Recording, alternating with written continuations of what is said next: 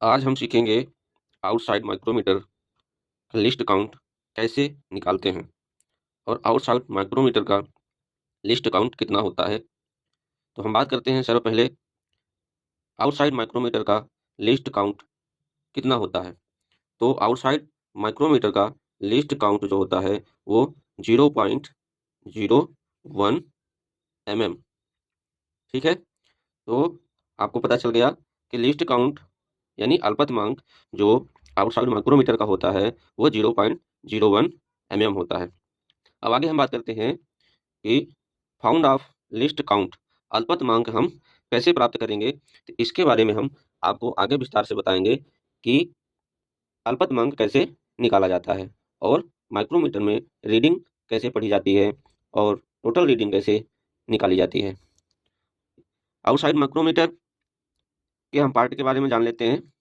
Part of outside micrometer, micrometer के कौन कौन से भाग होते हैं और वर्किंग मेथड के बारे में भी जानेंगे कि आउटसाइड माइक्रोमीटर का वर्किंग मेथड क्या है, किस सिद्धांत पे आउटसाइड माइक्रोमीटर कार्य करता है। तो आउटसाइड माइक्रोमीटर जो है स्क्रू एवं नट के सिद्धांत पर कार्य करता है। तो नीचे हमने एक आउटसाइड माइक्रोमीटर का व्यू जो है ड्रॉ किया हुआ है और हमने इसमें माइक्रोमीटर के जितने भी पार्ट होते हैं, भाग होते हैं, उनके बारे में लिखा हुआ है। तो उसके बारे में हम बात करेंगे कि उन पार्टों का काम क्या होता है, वो काम कैसे करते हैं और माइक्रोमीटर में उनका यूज क्या है।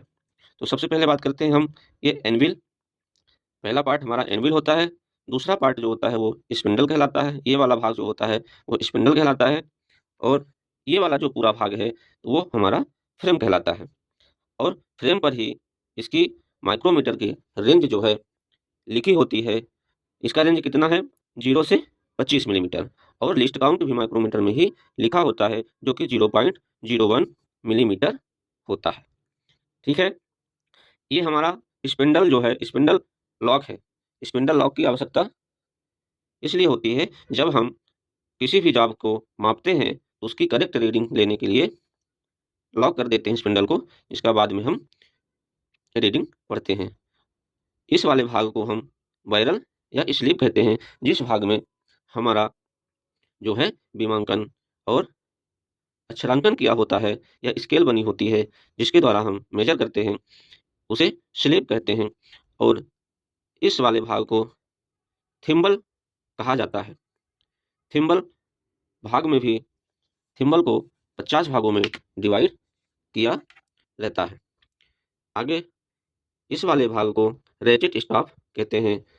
रेचेट स्टाफ का उपयोग हम जॉब पर फिक्स साइज लेने के लिए करते हैं।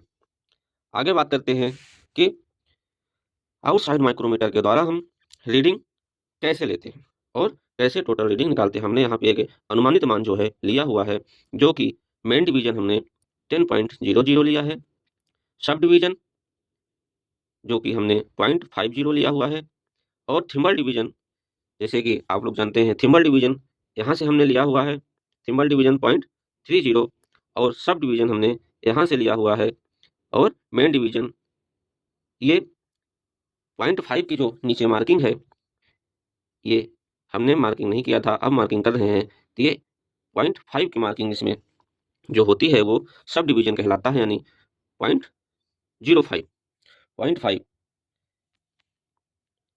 तो इसे हम सब डिवीजन कहते हैं। और इस वाले भाग में जो लिखा होता है उसे हम थिम्बल डिवीजन कहते हैं। तो इस प्रकार से फिर हम टोटल रीडिंग को क्या करते हैं, ऐड कर लेते हैं। टोटल रीडिंग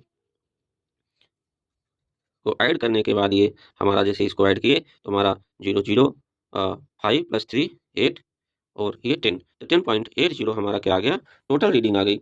अब हम बात करते हैं लिस्ट काउंट। तो लिस्ट काउंट कितना होता है, तो हम बात करते हैं 0.01 मिलीमीटर माइक्रोमीटर का लिस्ट काउंट होता है। अब एक भाग का मान 1/2 यानी 0.5 मिलीमीटर होता है। तो इसको 1/2 मल्टीप्लाई 1/50 कर देते हैं। तो 1/50 कैसे आता है, क्योंकि ये हमारा थिम्बल डिवीजन जो होता है 1/50 भागों में, थिम्बल डिवीजन जो होता है 1/50 भागों में हमारा बटा होता है, इसलिए हम यहाँ पे 1/50 लिए। अब इसको जब हम सोल्व करते हैं, सोल्व करने पे हमें 1 बटे 100 प्राप्त होगा। जब इसको हम सोल्व करेंगे तो 0.01 ये हमारा राइट आंसर आएगा। दूसरे प्रकार से हम अगर बात करें, मान लीजिए अगर 0.5 सब डिवीजन मल्टीप्लाई 1/50 करते हैं। जब इसको भी सोल्व करेंगे हम, तो सोल्व कैसे करेंगे, तो मान लेते हैं हम 0.15 का मान कितना होगा, 1/2 मल्टीप्लाई 1/50 इक्वल, इसको जब सोल्व करेंगे तो 1/100 हमें प्राप्त होगा। अब इसको जब हम 1 को 100 से डिवाइड करेंगे तो हमें 0.01 प्राप्त होगा। तो इस प्रकार से हम जो है माइक्रोमीटर का लीस्ट काउंट निकालते हैं और फाउंड करते हैं। तो अगर आप लोगों को